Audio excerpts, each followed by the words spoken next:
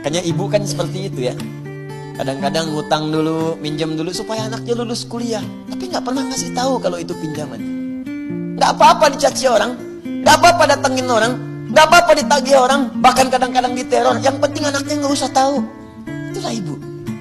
Makanya kalau sedang kesal pada ibu, coba pikir-pikir dulu sulitnya ibu waktu didik kita. Itu bahasa Qurannya. Ya, kata Allah, wassainal insana biwalidayhi. Kami wasiatkan, berikan pesan yang tegas pada setiap anak untuk berbakti pada kedua orang tuanya. Kalau sedang punya masalah dengan orang tua, apalagi dengan ibu, hamalathu ummu wahnan ala wahn. Kamu pikir dulu kau mau marah, pikir dulu. Ibu kandung itu ngandung kamu 9 bulan, itu sulitnya luar biasa. Berat kata Allah itu. Jadi kalau mau marah tuh pikir-pikir dulu. Saya tuh kadang sedih, kadang-kadang tuh pengen bertindak pada anak-anak sekarang itu yang dengan seentengnya yang memperlakukan ibunya.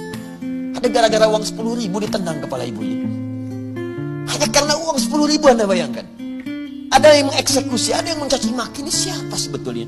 Kata Quran, kamu pikir-pikir dulu. Ibu kamu itu 9 bulan ngandung di perutnya. Yang ngandung perutnya, tapi yang sakit bisa kepalanya. Yang sakit bengkak bisa ke kakinya, bisa ke tangannya.